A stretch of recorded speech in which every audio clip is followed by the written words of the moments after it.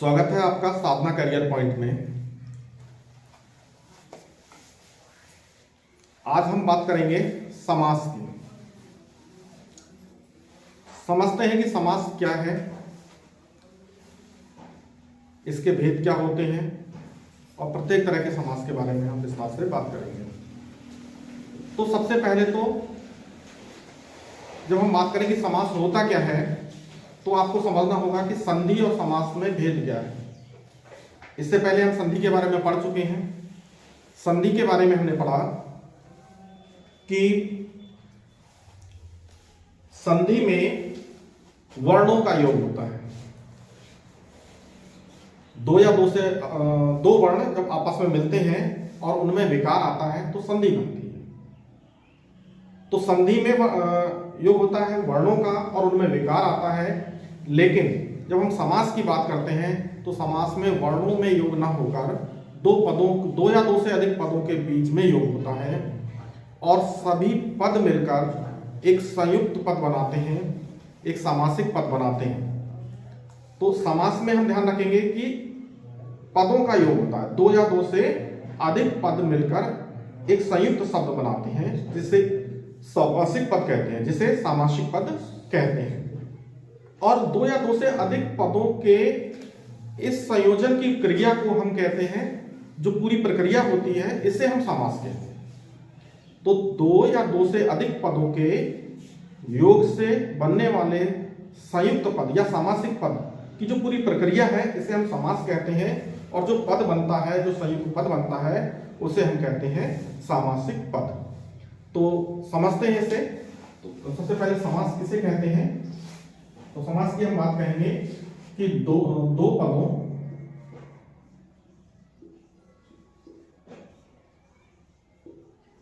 के योग से, दो पदों के योग से बना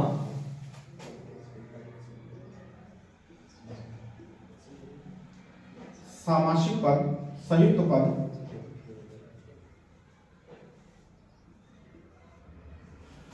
सामासिक पद कहलाता है।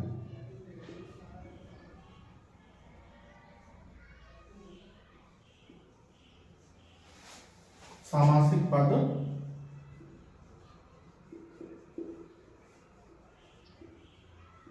कहलाता है। दो पदों के योग से बना संयुक्त पद, यानी उन दो पदों को मिला देने से जो पद बनता है वो संयुक्त पद, उसको हम सामासिक पद कहते हैं। और इस सामासिक पद को बनाने की जो ये पूरी प्रक्रिया है, इसको हम समास कहते हैं। सामासिक पद कहलाता है और इसके संयोजन की प्रक्रिया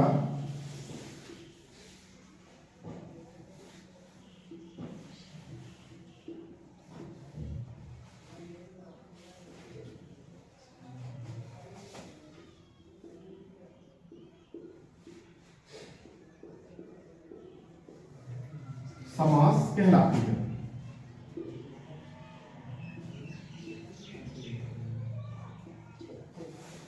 इसके संयोजन की प्रक्रिया समास कहलाती है। तो समास के बारे में हम एक बार फिर समझ लें कि समास दो पदों या इससे अधिक पदों, दो पद को कम से कम दो पदों या दो से अधिक पदों के योग से बना संयुक्त पद, यानी उन सब पदों को मिलाकर एक पद बनाया जाता है, संयुक्त पद बनाया जाता है। इस संयुक्त पद को हम सामासिक पद भी कहते हैं। संयुक्त पद जो है वो सामासिक पद कहलाता है और इसको जो पूरे इसके संयोजन की जो प्रक्रिया होती है, उस पूरी प्रक्रिया को हम समास कहते हैं। उस पूरी प्रक्रिया को समास कहते हैं। इससे पहले हमने जैसे बात की थी कि संधि, तो संधि से आप इसको अलग करके देखोगे, संधि में वर्णों का योग हो रहा था। जैसे हमने विद्याधन आलय, उसमें हम वर्ण जो कहते हैं, जैसे आ और आ मिलकर आ बन रहा था, तो वहां उसमें एक औ का विलोपन हो जा रहा था, तो यानी विकार भी आ रहा था।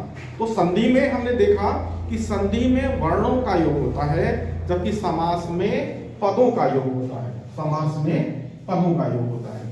तो ये प्रक्रिया समास कहलाती है।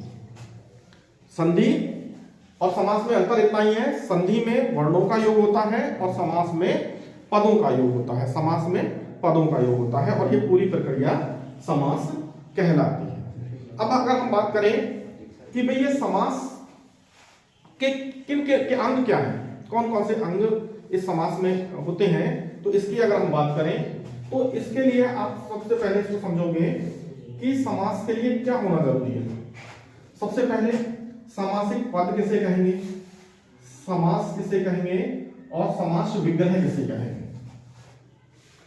समासिक पद वह पद जो दो या दो से अधिक शब्दों के योग से मिलकर बना होता है, उसको हम क्या कह देते हैं, उसको हम समासिक पद कहते हैं और इस पूरी प्रक्रिया को हम समास कहते हैं। अब हम बात करें कि समासिक इस प्रक्रिया में समास के भेद कितने हैं, कितने तरह के भेद समास में होते हैं, तब आप यहां पर देखोगे कि समास के भेद, समास के भेद कि कितने तरह के भेद समास में होते हैं। तो यहां पर आप देखोगे, आप इसको ऐसे लिखो, प्रधानता के आधार पर,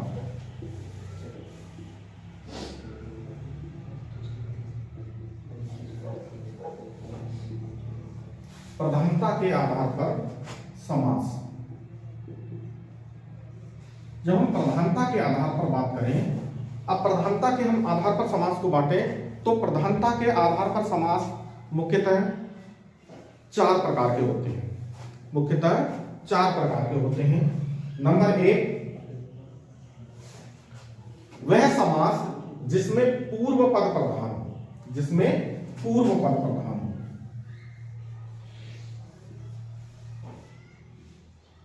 पूर्व पद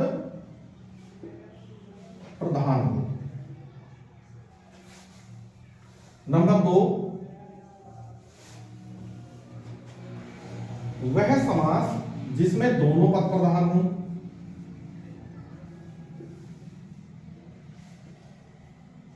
दोनों पद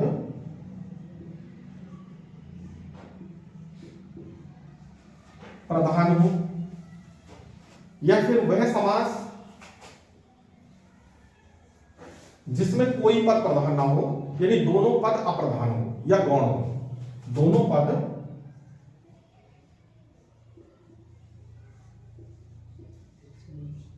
गौण हो। गौण का मतलब प्रधान ना हो, अप्रधान, गौण हो। ऐसा पद जिसमें दोनों पद गौण हो, यानी एक भी पद प्रधान ना हो, कोई अन्य पद ही उसके लिए प्रधान हो, तो इसके लिए हम कहेंगे ये तीसरे तरह के समास में इसका आ जाएगा। और चौथे तरह का समास होता है वह समास जिसमें, अब देखो पूर्व पद हो चुका है, अब हम बात करेंगे उत्तर पद।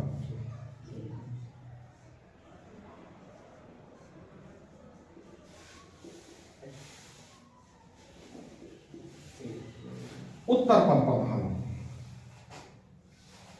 यहां पर, यानी हमने कहा कि भी 2 या 2 से अधिक पदों के योग से, 2 या 2 से अधिक पदों के योग से जब 2 पदों को जोड़ेंगे तो उसमें एक पद होगा पूर्व पद, जो पहले आया होगा वो पूर्व पद, और जो बाद में आएगा वो उत्तर पद कहलाएगा। तो जब ऐसे समासों में पूर्व पद पर हमारा फोकस अधिक जाए, पूर्व पद पर हम अधिक ध्यान दे पाए, अधिक ध्यान हमें केंद्रित करना पड़े, तो वो ऐसे पद को हम कहेंगे प्रधानता के आधार पर कि वहां पर हम कहेंगे भी यहाँ पूर्व पद प्रधान है। और जहां दोनों पद ही प्रधान हो, जहां दोनों का समान महत्व हो, ऐसे को हम ऐसे समास के हम बांटेंगे तो प्रधानता के आधार पर, तो हम कहेंगे भी यहाँ पर दोनों पद प्रधान है। और जिसमें कोई भी पद प्रधान ना हो, यदि दोनों पद जो दिए हुए हैं वो दोनों ही गौण हो, और कोई तीसरा पद प्रधान हो, दोनों पद अप्रधान हो, हम कह सकते हैं, इसके साथ हम कह सकते हैं कि तीसरा पद प्रधान हो, तीसरा पद प्रधान हो, तीसरा पद, या हम अन्य, तीसरा पद की जगह अन्य पद कर लीजिए यहां पे, अन्य पद।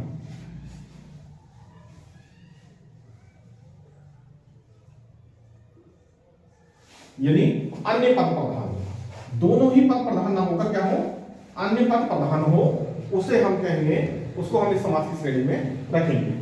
तो समास को प्रधानता के आधार पर अगर पूछे कितने रूप में बांटा जाता है, कितने प्रकार से बांटा गया है, तब आपको याद रखना है कि प्रधानता के आधार पर समास को हमने 4 भागों में बांटा है, जिसमें पूर्व पद प्रधान हो, जिसमें दोनों पद प्रधान हो, या फिर जिसमें दोनों ही पद गौण हो, यानी एक भी पद प्रधान ना हो और कोई अन्य पद ही प्रधान हो, ये भी समास में आएगा। और एक कहलाता है भाई जिसमें केवल उत्तर पद प्रधान हो।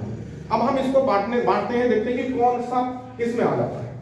अब हम देखेंगे कि ऐसा कौन सा समास है जिसमें उत्तर पद प्रधान हो, किस समास में उत्तर पद प्रधान होगा, या किस में पूर्व पद प्रधान होगा, या किस में गौण होंगे दोनों पद। तो इस तरह से अगर हम ध्यान रखेंगे तो अब आप ध्यान रखोगे कि पूर्व पद प्रधान हो ऐसा समास कौन सा होता है, तो इसे हम कहते हैं अव्ययी भाव समास। वह समास जिसमें पूर्व पद प्रधान हो उसे हम कहते हैं अव्ययी भाव समास।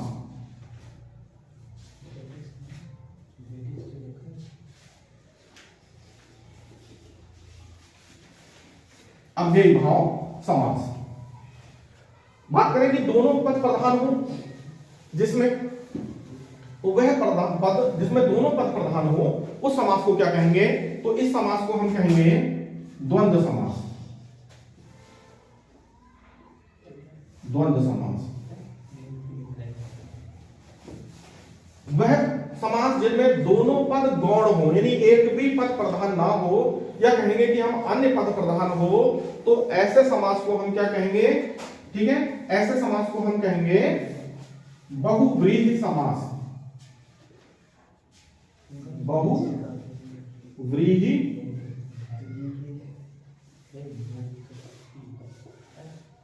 समास, ठीक है।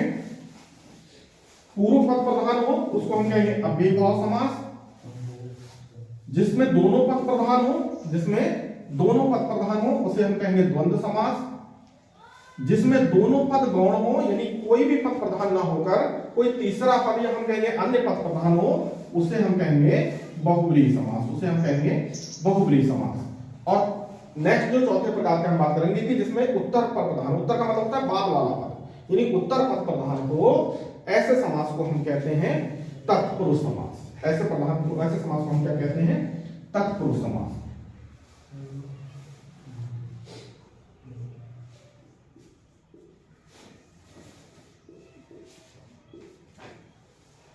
तत्पुरुष समास। अब यहां पर ध्यान रखेंगे, अगर प्रधानता के आधार पर हम समास के प्रकार की बात करें तो प्रकार पूछेगा तो हम चार बताएंगे। कि अगर पूछ ले कि समास में प्रधानता के आधार पर कितने समास होते हैं, तो आपको याद रखना है कि समास प्रकार के आधार पर चार होते हैं, जिसमें पूर्व पद प्रधान हो, जिसमें दोनों पद प्रधान हो, जिसमें दोनों पद गौण हो, यानी एक भी पद प्रधान ना हो या दोनों पद अप्रधान हो, ऐसे समास को हम बहुव्रीहि समास कहेंगे, यानी अन्य पद प्रधान होता है जिसमें, और जिसमें उत्तर पद प्रधान हो उसे हम तत्पुरुष समास कहेंगे। अगर प्रकार के आधार पर बात करेगा कि कितने प्रकार होते हैं, तो हम कहेंगे भाई ये चार प्रकार होते हैं समास के। लेकिन अगर पूछ ले समास की संख्या कितनी होती है, ये संख्या पूछेगा तब आपको ध्यान रखना होता है कि जो चौथा वाला होता है उत्तर पद, इसमें तत्पुरुष समास होता है। इस तत्पुरुष समास के दो भाग हमें देखने को मिलते हैं। एक मिलता है तत्पुरुष समास में दो भाग हमें देखने को मिलेंगे। एक मिलेगा, यहां साइड नीचे दिख रहा होगा, मैं इस साइड को ले लेता हूं। एक मिलेगा हमारा द्विगु समास,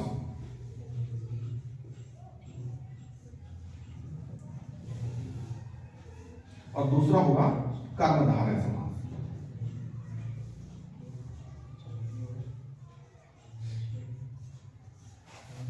कर्मधारय समास।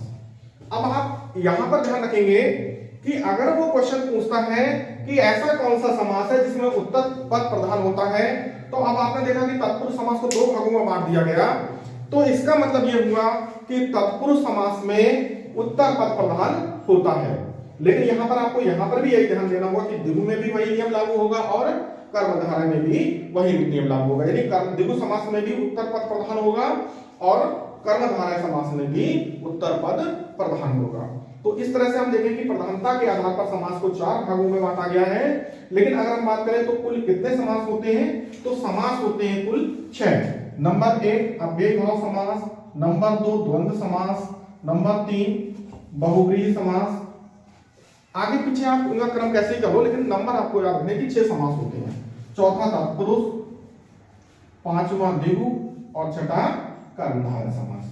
तो अगर हम समास की संख्या की बात करें कि कितने समास होते हैं, तो समास होते हैं 6। लेकिन अगर हम बात करें कि समास के प्रकार कितने होते हैं, तो आपको याद रखना होगा कि समास के प्रकार होते हैं वो कितने होते हैं, वो होते हैं आपके 4 समास के प्रकार होते हैं।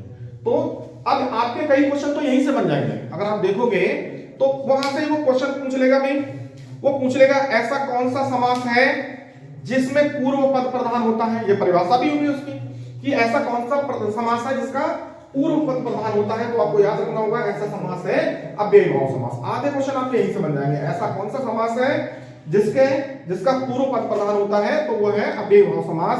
ऐसा कौन सा समास है जिसका उत्तर पद प्रधान होता है, तो आपने याद रखना था कि भाई तत्पुरुष समास, और इसको 2 भागों में बांटा गया था, द्वंद्व द्विगु समास और कर्मधारय समास। तो यानी तत्पुरुष, द्विगु और कर्मधारय, इन तीनों समास में उत्तर पद प्रधान होता है। इसके बाद हम बात करें जिसमें कोई भी पद प्रधान ना होकर कोई अन्य पद प्रधान हो, जिसमें कोई भी पद प्रधान ना होकर, जिसमें दोनों पद गौण हो, कोई भी पद प्रधान ना हो, यानी अन्य पद प्रधान हो, दोनों पद प्रधान नहीं होंगे, इसका मतलब क्या होगा, कोई अन्य पद प्रधान होगा। तो जहां पर कोई अन्य पद प्रधान हो यानी दोनों पद प्रधान ना हो, वहां पर समास होगा बहुव्रीहि समास। ठीक है, अभी हम देखेंगे कैसे होता है। और जहां पर दोनों पद प्रधान हो वहां पर होता है द्वंद्व समास। दोनों पद प्रधान कैसे होते हैं, अब देखिए हम एक उदाहरण इसके ले लेते हैं, फिर हम इसकी विस्तार से बात करेंगे। पहले हम एक उदाहरण करके इसको समझ लेते हैं कि पूर्व पद प्रधान कैसे है। हम अव्ययीभाव समास की अगर हम बात करें, अव्ययीभाव समास, जैसे आपने बात रखा, ये समास लिया हमने आजन्म, एक शब्द लिया आजन्म, आजन्म, आजन्म। अब यहां पर जब आप इस समास पर ध्यान दोगे तो आपका फोकस आएगा आ शब्द का, यानी जन्म, आजन्म, जन्म भर, या जब कहेंगे पूरे जन्म तक, मृत्यु तक। तो यहां पर आपका ये जो शब्द है, यहां पर आपका फोकस ज्यादा जाएगा, इसलिए हमने कहा पहले पद पर। तो इसलिए हम कहेंगे कि इसमें पूर्व पद प्रधान है, पहला पद प्रधान है, आजन्म। हमने बात की प्रतिदिन,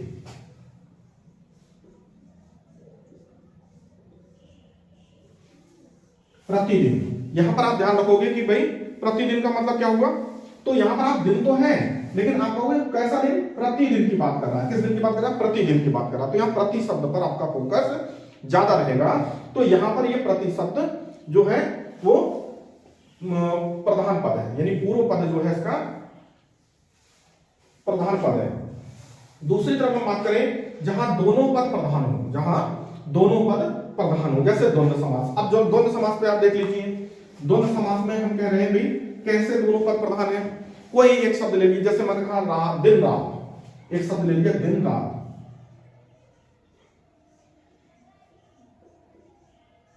दिन रात।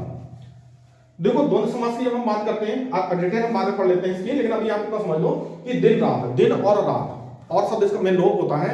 अब यहां पर आप देखोगे दिन और रात, तो जितना हम दोनों शब्दों पे समान रूप से महत्व देंगे, दिन को भी और रात को भी, तो ऐसे में हम कहेंगे यहां पर दोनों पद प्रधान है, दिन और रात। और के बाद भी हम उतना ही महत्व देंगे, और से पहले वाले शब्द पे भी उतना ही महत्व देंगे। तो दिन और रात यानी दोनों शब्दों पर हमारा बराबर फोकस जा रहा है, यानी दोनों पद प्रधान है इसमें। तो जहां पर दोनों पद समान रूप से प्रधान हो उसे हम ऐसे समास में द्वंद्व समास आता है। जैसे हमने उदाहरण कहा दिन और रात, यहाँ दोनों शब्दों पर बराबर ध्यान जा रहा है, दोनों पदों पर बराबर ध्यान जा रहा है, हमारा फोकस हो रहा है। तीसरा क्या है, दोनों पद गौण हो, यानी दोनों पद गौण हो, दोनों पद में से कोई किसी पद का कोई महत्व ना हो, कोई अन्य पद महत्व रखता हो, गौण पद हो, दोनों पद गौण हो और अन्य पद प्रधान हो जाए। जहां पर जैसे मैंने बात की नीलकंठ,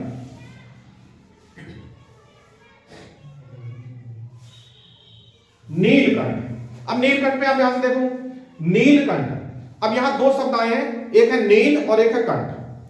जब हम बात करते हैं, जब हम इस समास का विग्रह करेंगे तो समास विग्रह होगा नीला है कंठ जिसका, अर्थात शिव, अर्थात शिव, यानी अर्थात के बाद तीसरा पद आ जा रहा है शिव। तो नीला है कंठ जिसका अर्थात शिव, यानी नीला और कंठ दोनों पद पे हम नहीं गए और मान लिया तीसरा शब्द निकल कर आया शिव।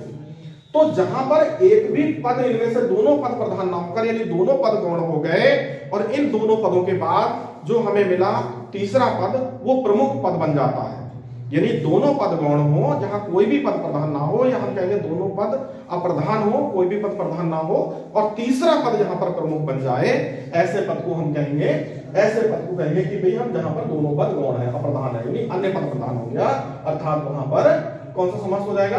बहुव्रीहि समास हो जाएगा। नीलकंठ में, यानी जिसका नीला है कंठ, जिसका नीला है, इसका जब हम समास विग्रह करेंगे तो क्या बनेगा? नीला है कंठ जिसका,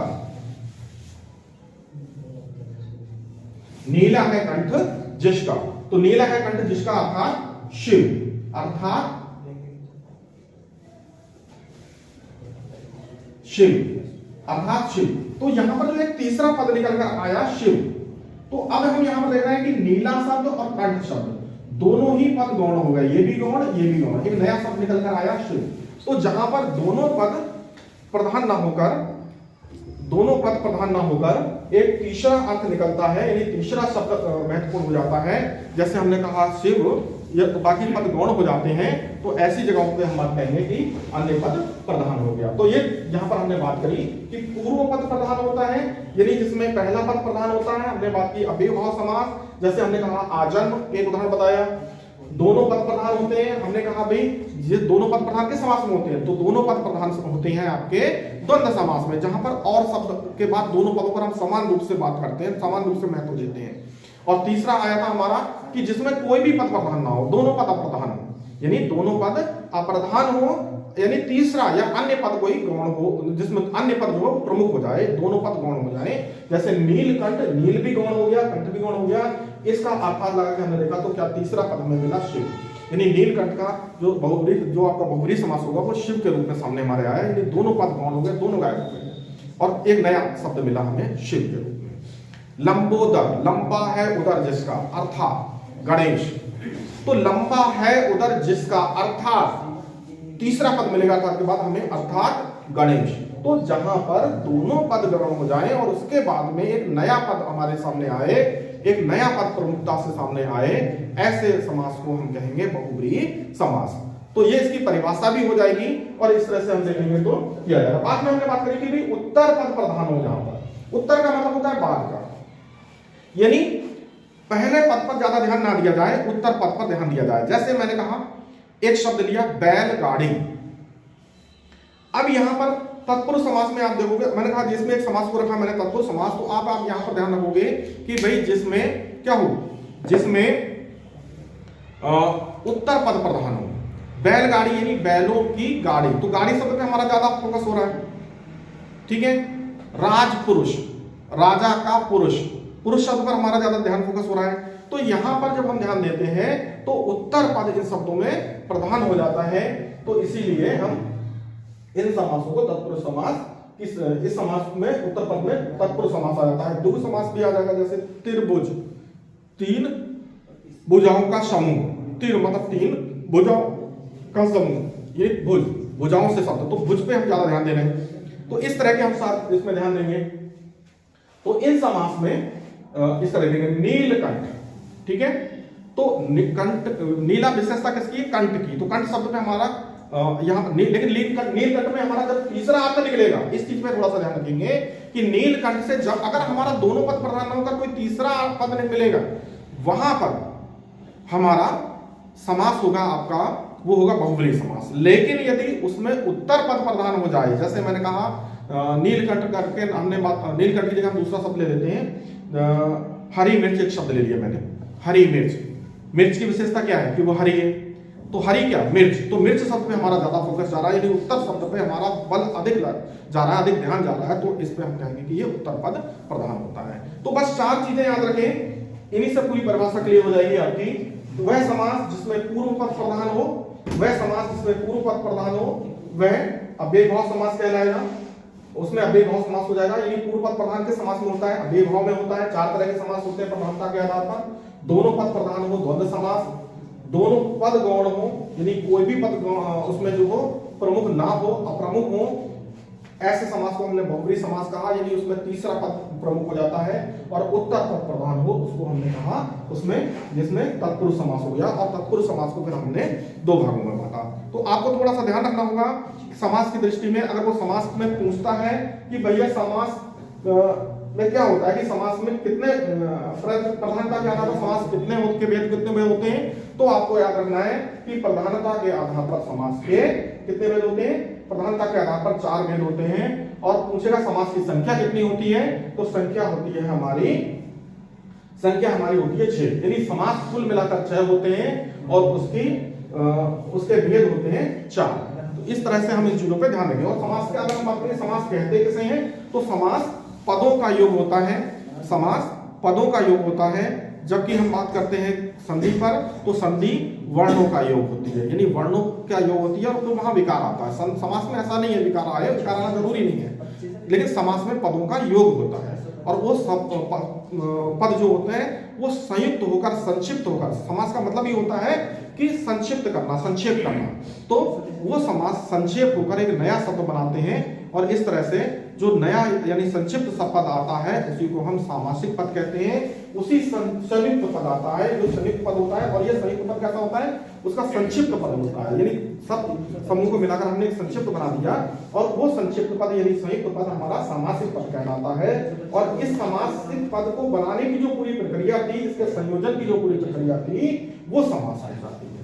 तो ये इस तरह से हमने समास के बारे में समझा। अब हम आगे बात करेंगे, अलग अलग समासों की बात करेंगे। अभी हमने बात करी कि समास के भेद की, अब हमने जो 6 समास के बारे में बात की, हम 6 समास को अलग अलग से बात करेंगे।